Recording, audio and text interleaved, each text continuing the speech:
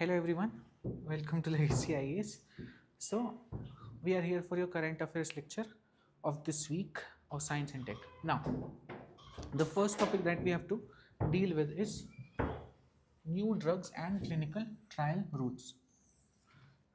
Now today we'll be mainly dealing with first topic is this, second is one long range missile we have made, that we'll see. After that the major part of this current affairs lecture will be about budget. So most all the things that has happened that has been allocated, let's say, in the budget for science and tech part, it is divided into different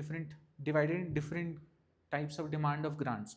For example, for Ministry of Information and Technology, for Ministry of Science and Technology, Department of Science, so all that is given in different places that I have compiled so that we cover the budget with respect to science and tech perspective completely. Okay, now this is the first topic that we have to cover. Yeah, so these rules actually came in 2019. After that we have had an amendment recently in the last week. Now see, so basically just by the name you can understand what it will be doing. So the name is new drugs, okay, and clinical trials rules. So basically this rules will give all the details of, for any company or any research lab that is trying to manufacture new drugs or want to have clinical trials, what are the procedures that they need to follow. Simple.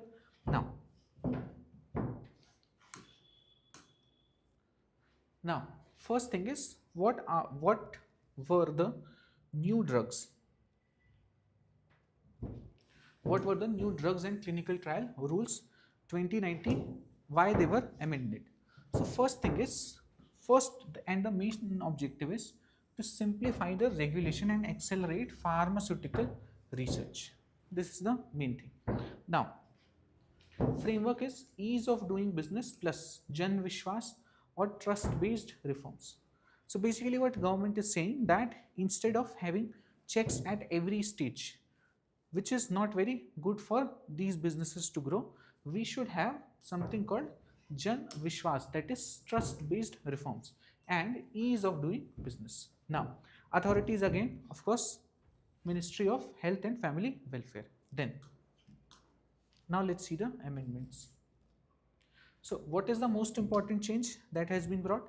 So first thing is mandatory test license from CDSCO for non-commercial manufacture of small quantities of drug for research removed. So this has been completely removed. That is, if you remember, this is the organization that is responsible to give licenses to all these companies that are trying to manufacture drugs.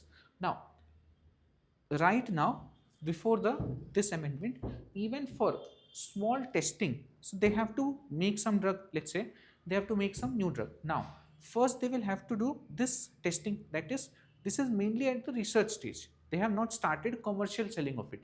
So at the research stage also, if you want to make some drug, do some clinical trials on it, for that also you required a lot of licenses, which was pushing our entire pharmaceutical industry back.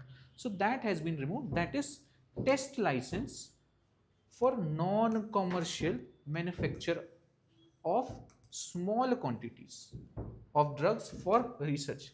So there are many caveats. First thing, that it has to be for non-commercial purpose, it has to be small in quantity and for research purpose. Then there is no mandatory test. Now what is there instead? So this has been replaced with prior online intimation. So basically there is no license that you have to take, but you must inform the organization. That's it. Understood? Now next. So exceptions. So in some cases where the drugs are very potent or can have harmful side effects and all that, so there this mandatory test license is still needed. For example, for cytotoxic drugs, narcotic drugs, psychotropic substances, correct? For these you still need that mandatory license. Then next,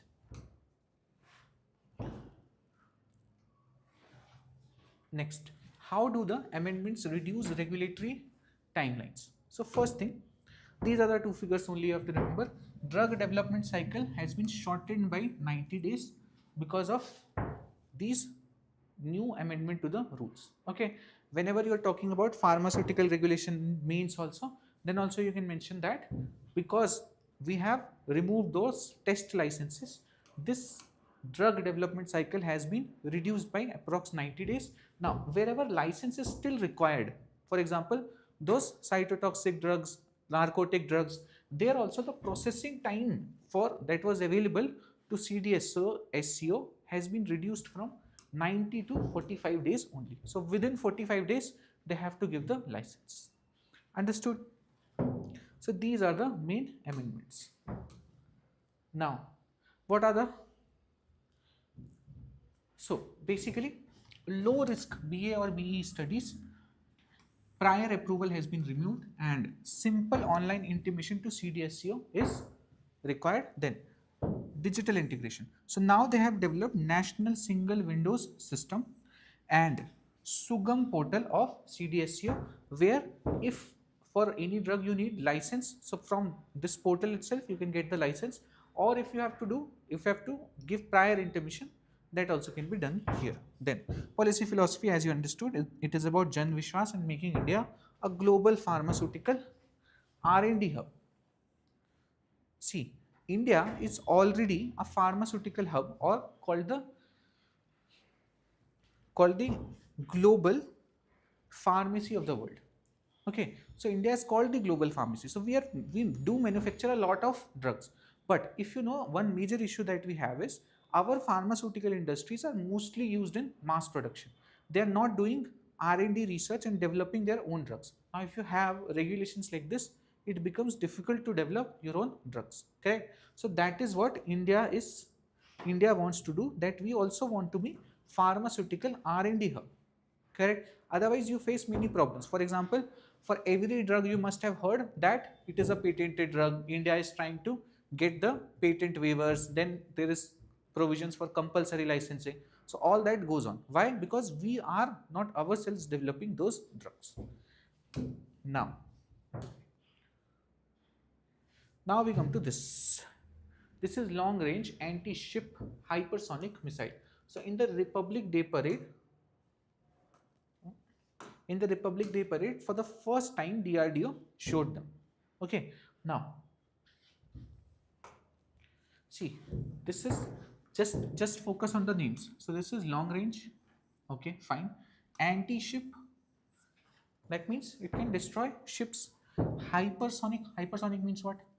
Hypersonic means something that is going at a speed of greater than 5 or 6 Mach. So if you remember this, so there is something called subsonic, supersonic and hypersonic. Okay, subsonic is what? Subsonic is less than speed of sound. Now what happens? Speed of sound is called 1 Mach. So this is the unit, it is called 1 Mach. So subsonic missiles or anything will be less than, going at a speed of less than sound, that is 1 Mach. Supersonic will be going at greater than the speed of sound, that is greater than 1 Mach. Now hypersonic is something that is going at a speed greater than 5-6 Mach. Okay, so basically different classifications. So when you go even at a higher speed at a speed higher than 5 or 6 Mach, or 5 or 6 times the speed of sound, then it is called hypersonic missiles. Now missile, obviously you understand, missile is what? Missile is a rocket that can carry a warhead. Simple. Now, so you understood everything: long range, anti-ship, hypersonic missiles. Now this we have developed and DRDO has developed, and for the first time they had shown this on the Republic Day parade. Now first public display, 77th Republic Day parade, developed by DRDO, marks a major milestone in India's hypersonic missile capability. Okay. Now, by the way, India is also trying to develop. So this one is ballistic, quasi-ballistic. India is also trying to develop cruise missiles that are hypersonic. Okay, then we learn about them in the course. Now, what type of missile is this LR Asham, and how does it fly? Now, this you try to understand. So this is a hypersonic. Hypersonic you now understood. It's going at a very high speed. Okay, glide missile. Now, hypersonic glide missile. So see, this is a quasi-ballistic trajectory. It has a quasi-ballistic trajectory. Now see, what does this mean? So basically, there are two kinds of major missile systems. Correct? One is ballistic, other is cruise. Now, how does ballistic missile system works? So you launch it from some place and it follows a parabolic trajectory. Correct? Like if I throw a pen like this, the trajectory that it will follow, ballistic missiles also usually follow that trajectory. So from here only you provide it all the power. Okay, now it reaches the top point. Till here only it is all the fuel that ballistic missiles have, they have completely burned it till here only to achieve very high speeds. Okay, now after this it actually falls under gravity. So this part, this half part is done by gravity, and this half part is done by powerful boosters. Okay, so half part by boosters, half part by gravity. This is ballistic missiles. They usually go very high up in the sky, or actually they have two phases. Okay, so one is in the outer atmosphere or exo-atmosphere, and this is endo-atmosphere. So basically it goes beyond Earth's atmosphere and then comes back into the Earth's atmosphere and then hits the target. Everything has to be decided right from here. Okay, this is ballistic. Cruise missiles. Now, once the target is fixed, it cannot really change a lot. Okay, it will hit here only. Why? Because now it is not even driven by any kind of boosters. So basically, just follow the gravity. Then you have something called cruise missiles. So cruise missiles, actually let's say if this is Earth, this is India, this is Pakistan. Now cruise missiles don't go to the outer space, this, that, oh, sorry, outer space I'm saying, outer atmosphere, this, that, nothing. So basically it follows a trajectory like this. Just simply going just a few meters above the surface and then try to hit this whatever target it wants to hit. Now, of course, this is not natural movement. So you cannot just stop giving it energy at halfway. Then what will happen? It will just fall down there. It won't reach the target. So basically, these are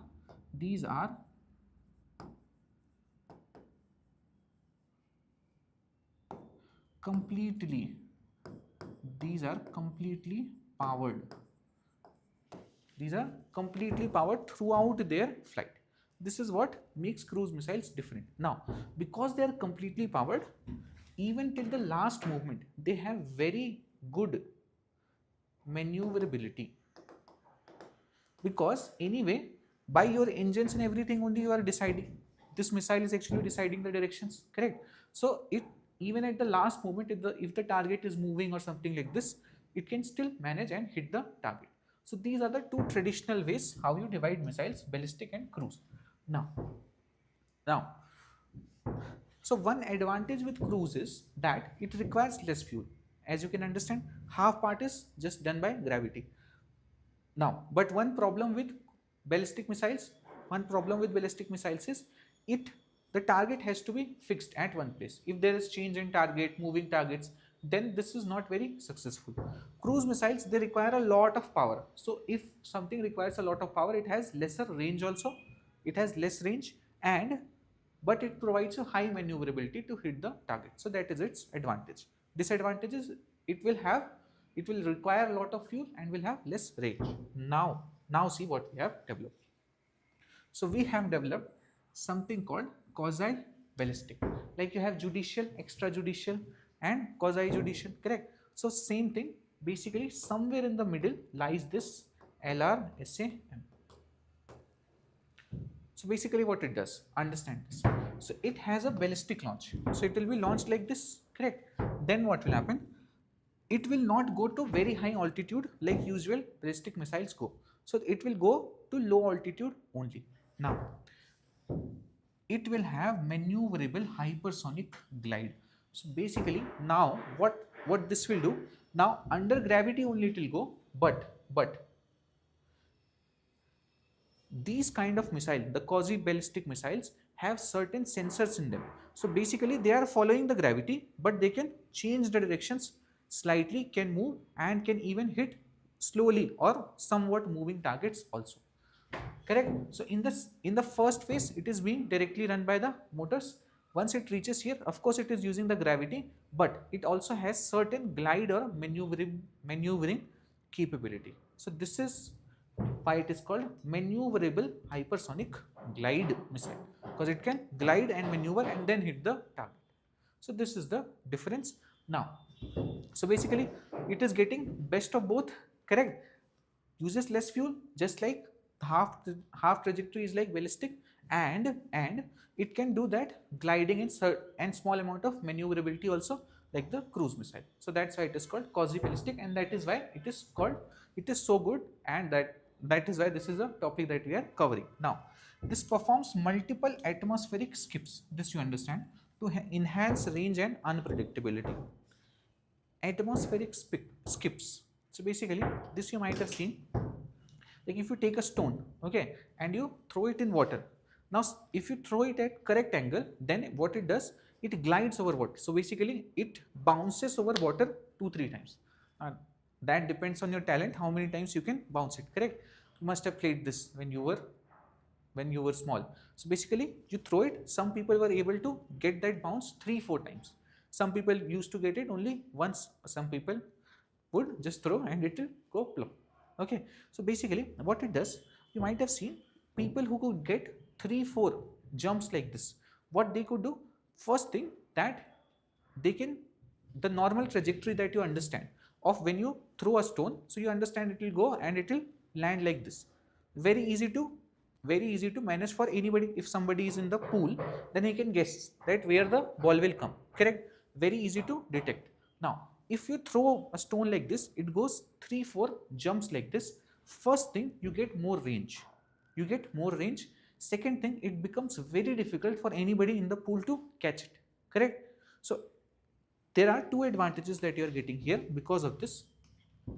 One is that you get enhanced range, and the other thing is you are getting unpredictability. Now, why range is important? Range is important because you want to go as far as you can. Correct? Next, unpredictability is important because other countries are also not sitting there to get bombed by you, okay, or bombed by your missiles. They are also using their own radar systems. So they are constantly sending radars to track these missiles and destroy them in the air. Now, if it has a predictable path, these radars can easily find them out and destroy the missiles in the air itself, and it cannot cause any damage. Now this unpredictability helps us hit the target and for the radars to become confused or not able to neutralize our missile. So these are the two important things that you get from atmospheric skips. This is a new term that is being used. Okay, that is it. Now this is fine. So speed, so it can, the initial speed it can reach is Mach 10. This is in the initial flight level. Sustained speed throughout, later on in the later phase, it will be Mach 5. So that is why it is being called hypersonic missile. Range, so current range is 1500 kilometer. 1500 kilometer is mostly enough for us for whatever wars we fight. Anyway, we have even larger distance missiles also, but 1500 kilometer is very large anyway. Next, future variants up to 3500 kilometers then can engage both static and moving targets. This also you understood. Why? Because it has those glide and maneuvering capability. So static target, that is stagnant at its place, of course it can hit it, and targets that are slightly moving, those also can be hit by this. That's it. Why it is difficult to detect? So first thing is low altitude, correct? The higher a thing goes, easier for the radars to catch it. For example, if you're sitting here, let's say, and I throw a ball towards you like this, it is difficult to catch, correct? Why? Because your eyes are not able to get adjusted to the trajectory. But if I throw something like this to you, because it loops and comes down to you like this, you are easily able to catch it, correct? Correct. So same thing happens with the satellites also, sorry, with the missiles also. If you loop it like this, then the enemies sending their radars will be able to detect it easily. That's why low altitude ballistic missiles are more hidden or more difficult to get hold of. So low altitude flight is the reason that it is not detected or intercepted easily. Then extreme hypersonic speed, higher the speed, difficult to catch using radars. Then high maneuverability during glide phase. In the later phase, it has glide capabilities. Last, difficult for ground-based and ship-based radars to track or intercept. Understood? Next.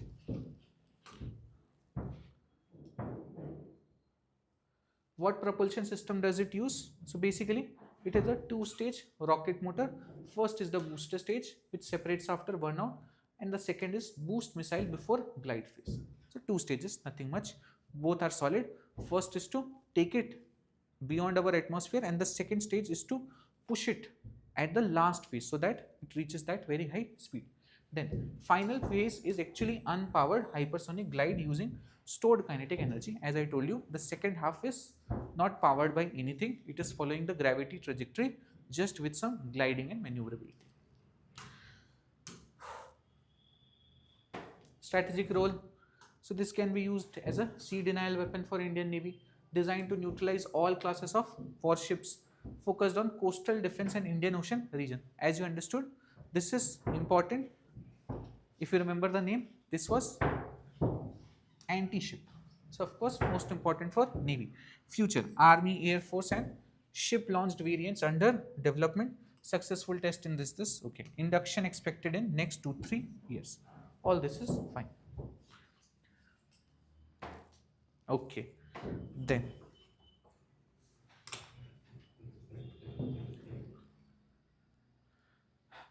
next we come to science and tech related overview of budget 26-27.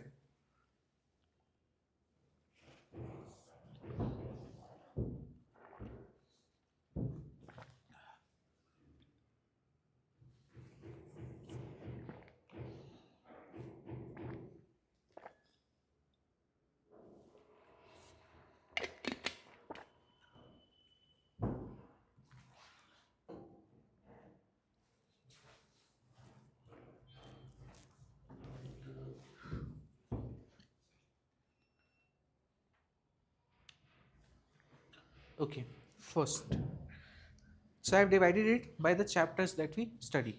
So space tech, then we'll see information and communication technology, biotechnology, defense technology, nano, nuclear, energy, intellectual property. These are the main chapters that we cover. Same way it has been divided. Okay. Now, first thing about space technology. Now, if I have to give you an overview of what they have done for science and tech in budget, so basically, I can tell you that there are almost none new schemes. So there are none or very few new schemes. Mostly what they have done is restructuring or enhancing of old schemes. So restructuring they have done, basically if there are 2-3 schemes in separate ways, so they have combined it under one new name. So this is what they have done in science and tech part, of the budget 26-27. So there are not many new schemes as such. Mainly it is just consolidation and extension of some old schemes. Now let's see this. So first is space technology. So there is a venture capital fund. So rupees 1000 crore venture capital fund fully operational under InSpace to support private space startups. If you know anything, then you must be knowing about InSpace, correct? InSpace is what? InSpace is that regulator that regulates private participation in space sector of India. Correct? This is the agency or regulatory body, just like you have RBI and all. This is for space. So now InSpace is actually giving away 1000 crore venture capitalist fund for the startups. So basically, see, startups need capital to run. Correct? Now, of course, some big venture capital will also be investing in these startups, but apart from this, InSpace itself is investing these many rupees in these startup, and of course InSpace will get some equity from these startups. Eventually, if these startups turn out to be successful, it will make money for InSpace. Okay, now don't think कि government सीधा grant क्यों नहीं दे देती. So government does not always give grant. Okay, for example, if you know something about IIT Madras, so IIT Madras has a E-cell or entrepreneurship cell. Now the E-cell of IIT Madras is now worth thousands and thousands of crores.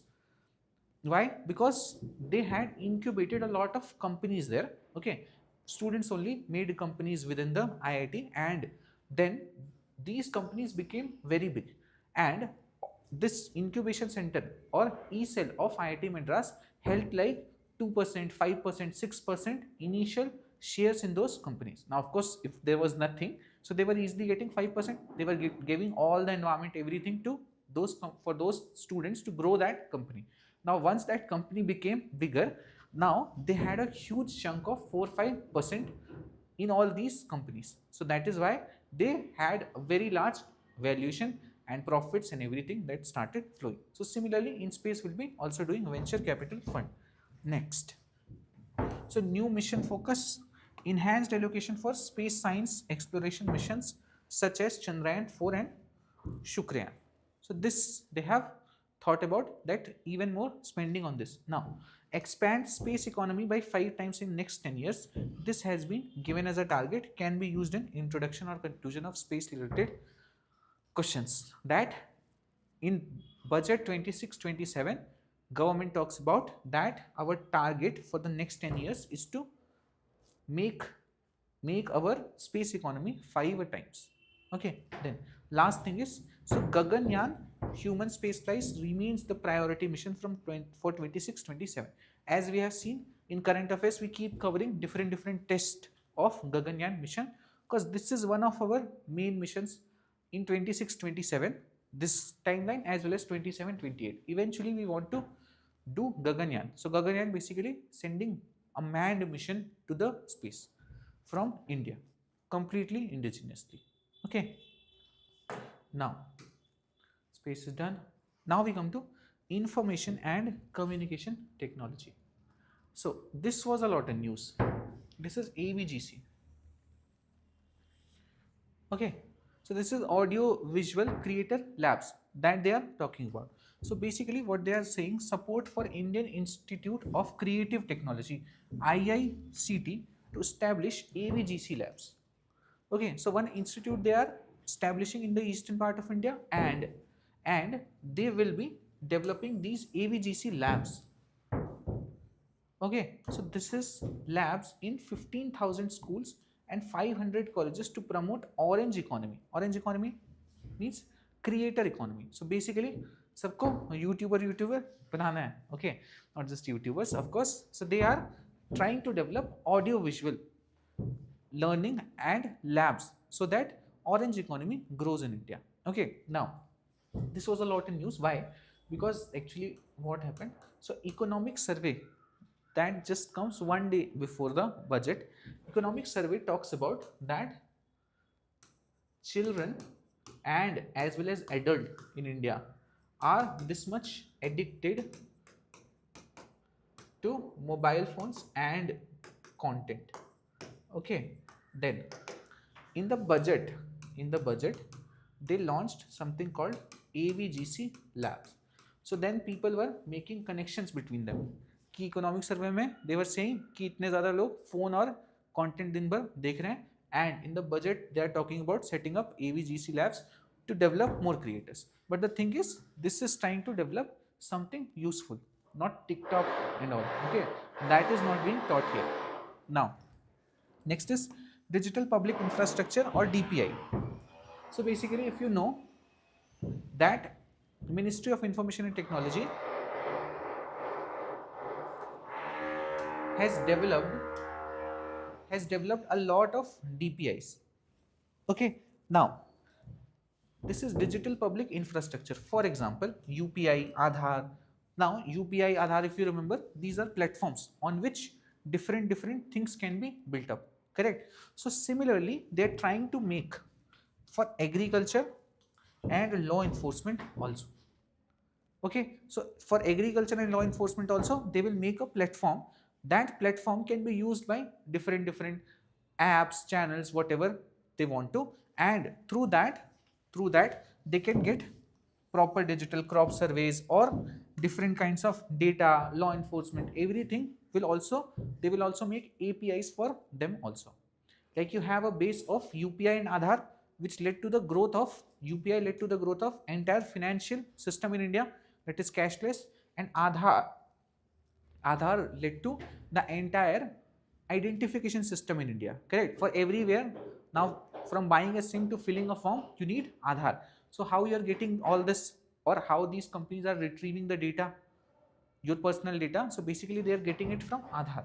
So Aadhaar is that API. Similarly, they will develop for agriculture and law also. Next, artificial intelligence. So operationalization of 3 COEs. COEs is what? Center of Excellence.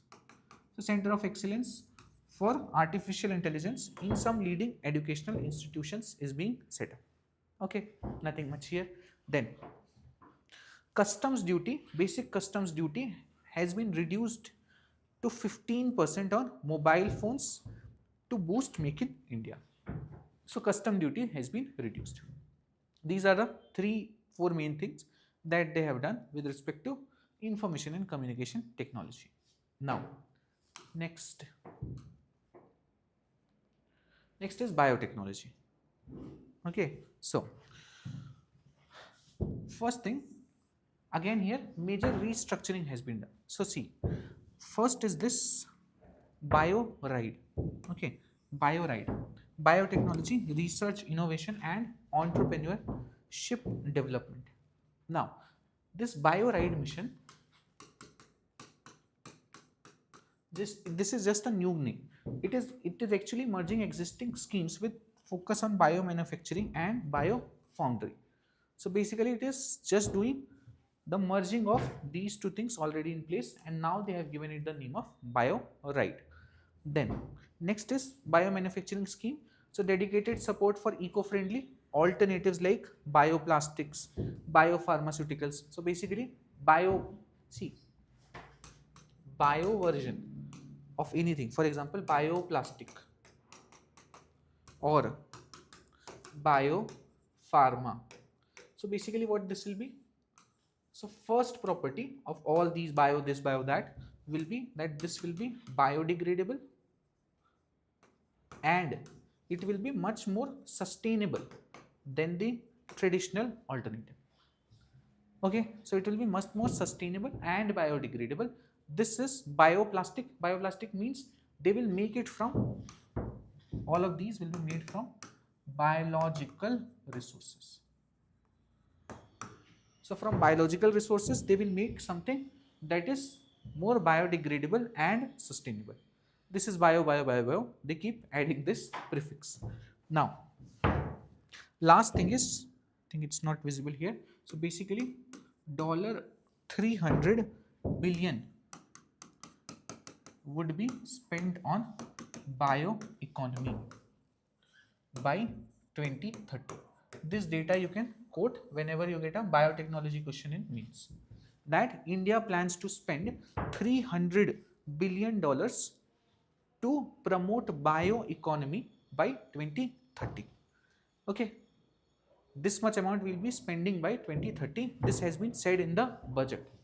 Okay, now of course all of this won't be coming from the government directly. 300 billion thodi le aayenge. So it will come from a lot of foreign direct investment, okay, it will come from the domestic investments. So all those, from all those areas we will get this much. So our target is to get this much investment in bioeconomy by 2030. Then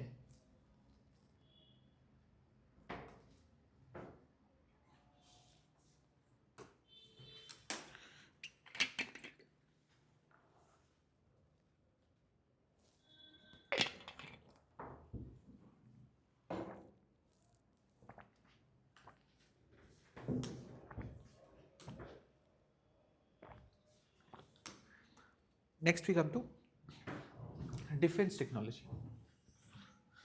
Status mostly just continuation of the old schemes. So basically for deep tech, so policy push to integrate AI and robotics into defense systems. Okay, when we study defense, I'll tell you about, so all these new technologies are now being added into defense. Artificial intelligence, robotics, all these are new facets of defense technology. Okay, if you see the modern weapons that they are making, they will start making use of these technologies also. Why? Because this will be much more efficient or much more automated in the sense that it can run on itself. Correct. Now, so of course, policy push. Policy push means what? That overall the policy is pushing towards this. So whatever is the large expenditure on defense, a lot will be spent on pushing or providing funding to missions that are focused on AI, robotics, and defense. Whenever you have to show something like this, like AI and defense you want to show, just make small diagram like this: AI, defense, and then this is the part that government is focusing on. Okay, does not take much time, looks better. Then Aditi scheme. So under IDEX, this is Indian Defense Excellence. Indian Defense Excellence. Now Aditi is a scheme within it that will have continuous 750 crore investment for startups in critical defense technologies. Okay, so there are many critical defense technology. For example, there are some startups that are working on different pathways that missiles can take. Okay, different propulsion system of missiles. So those are called critical defense technologies. They are also working on making new kinds of unmanned aerial vehicles. So all those will be funded using this scheme. Under IDEX, there is a scheme called Aditi. Now Aditi, of course, it's some weird full form, you need not remember. Ultimately what it is doing, it is funding the startups, it is providing, will be funding 750 crores into the startups that are working on critical defense technologies. Targets, our target is 75% of defense capital procurement earmarked for domestic industry. This again you can quote in mains. In defense indigenization is a specific topic in our syllabus. Defense indigenization, and you can always quote that in budget 26-27 government has talked about that whatever we'll be procuring in the defense sector, 75% we want to do this procurement from our domestic industries.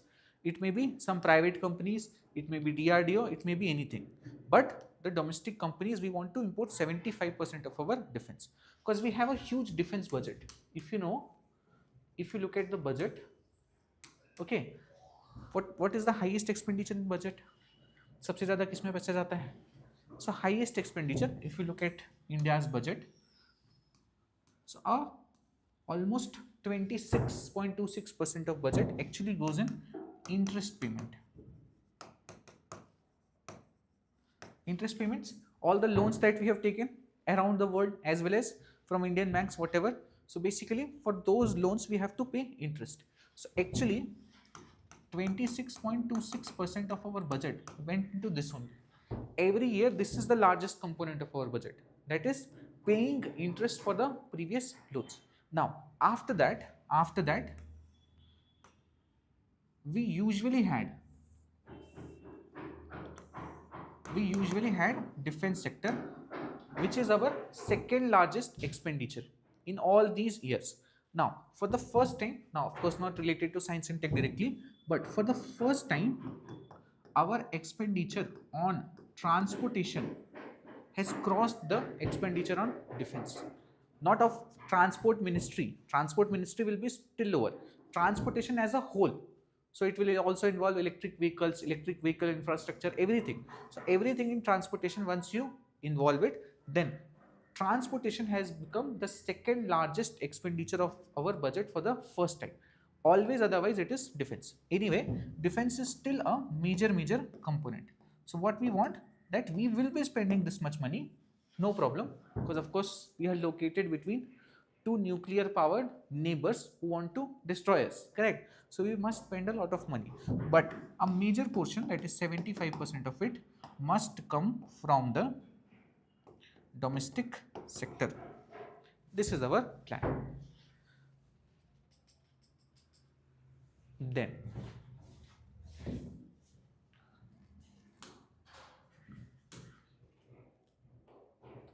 next is nanotechnology. Now, some new funding mechanisms have been given. So there is Vigyan Dhara. Okay, this is the new name that they have come up with schemes now. So basically Vigyan Dhara is again not a new scheme. So unified central sector schemes subsuming nanotechnology and robotics R&D.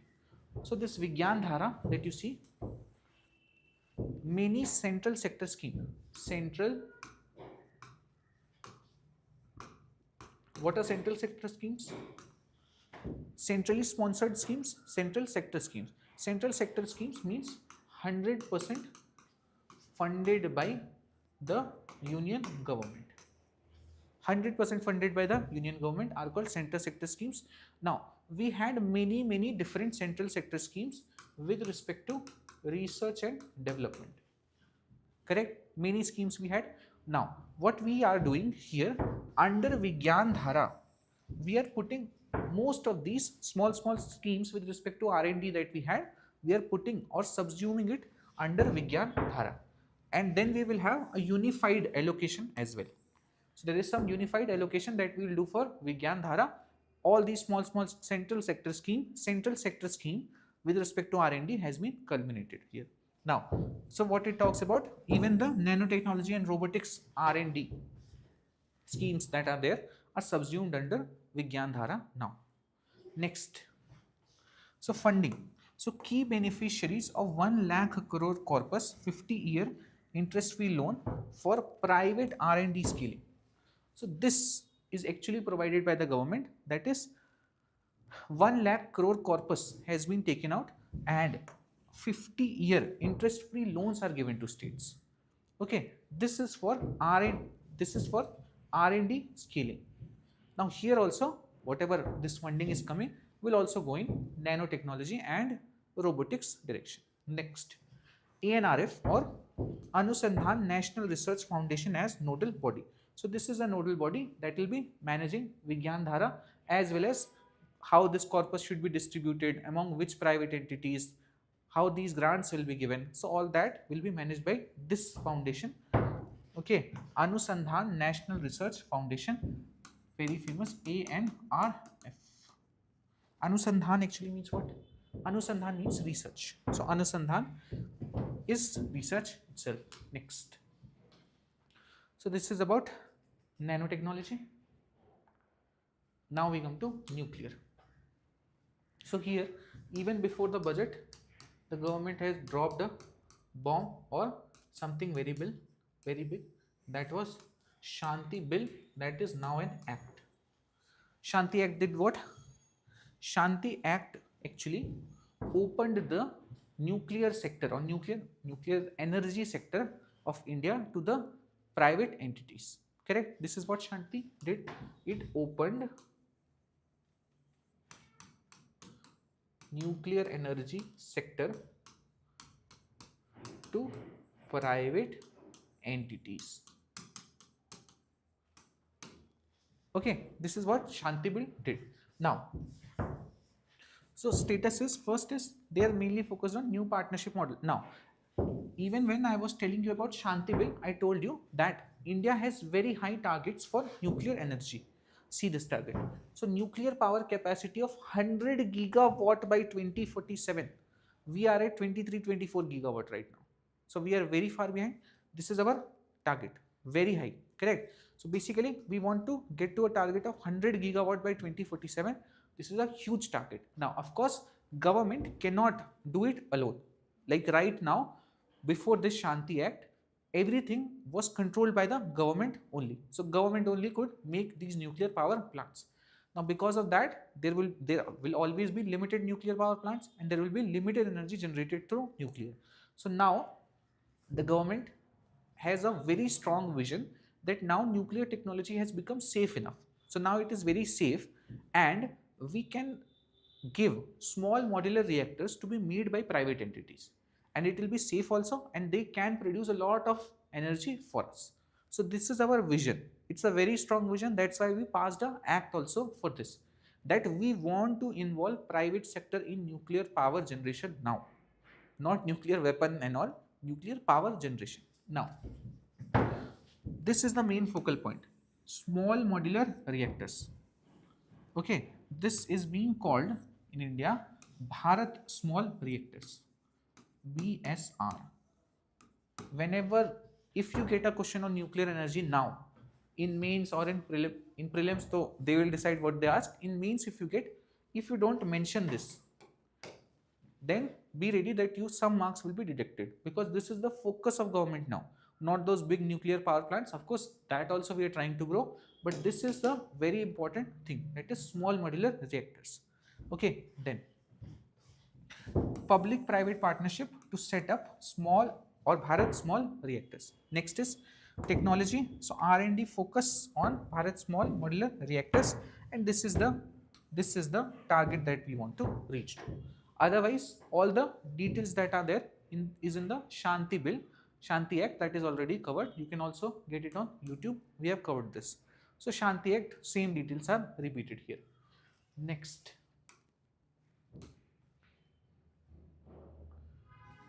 is this. This is energy. Now, this is mixed, new and continuing. So first is, of course, PM Surya Ghar Muft Bijli Yojana. This is free electricity up to 300 units for 1 crore households. This will still carry on. If you remember PM Surya Ghar, all this. Okay. Next is thermal technology. So development of advanced ultra supercritical thermal plants. Target is to get 800 megawatt commercial plant by NTPC and BHEL. So this is what they are doing for thermal technology. Just some data, not very important to remember. Just fine. Next, critical minerals. This is important. Now see. So there is a launch of critical mineral mission. This is new thing that they have done in this budget for domestic production and recycling of lithium, cobalt, etc. So all these are critical minerals, lithium, cobalt. Okay, all these are different. You must have heard of these. See, basically all the rare earth minerals plus minerals like lithium, cobalt, nickel. Okay, all these are together called critical minerals. If you look at the government list, so government in the last year has provided a list of 30 critical minerals. Okay, now they have launched a mission also, that is launch of critical mineral mission. What it will focus on? Now, right now, entire things of the mission is not clear. They have just announced this. Budget is about announcement. So they have made an announcement that this will focus on domestic production. First thing, production as in, because you have this in small quantities in India that we can extract out, and recycling. So whatever we have got, for example, lithium ion batteries, once you are done with this, once you are done using your battery, your phone battery is also lithium ion. The electric vehicles that you use are also lithium ion. Now once they are used, now they are discarded. Now those also contain lithium, and if we can do good recycling of them, we can source a lot of our lithium for the next things that we make from recycling only. So this is also the focus point. One is domestic production, other is recycling. Okay, then last thing is this IPR. Nothing much here. So basically some policy shift has been seen. So policy shift, if you read the budget document, they're mainly words, okay, rather than some concrete figures like we had in other parts. Here it is mostly just policy shift. So basically innovation ecosystem is the main thing. So basically they are trying to shift from patent filing, which is India very famous for, to commercialization of IP under ANRF.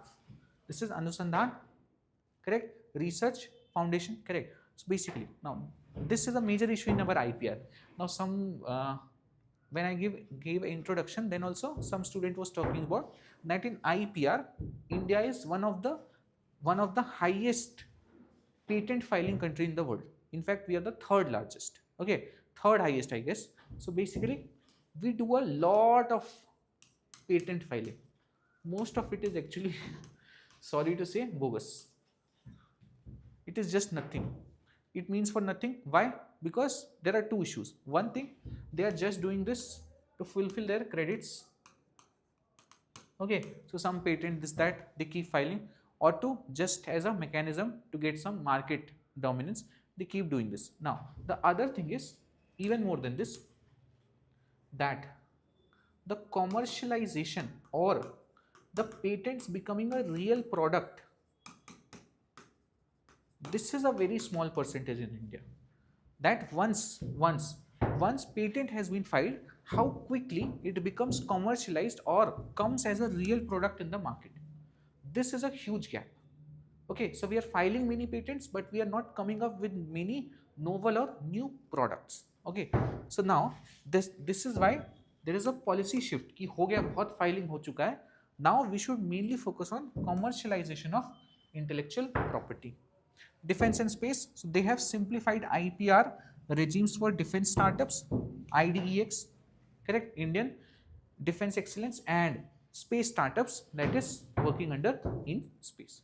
So in both these sectors, they have provided more leeway to the startups to just get to the production part of anything faster. This is about IPR. These are all the chapters that you have.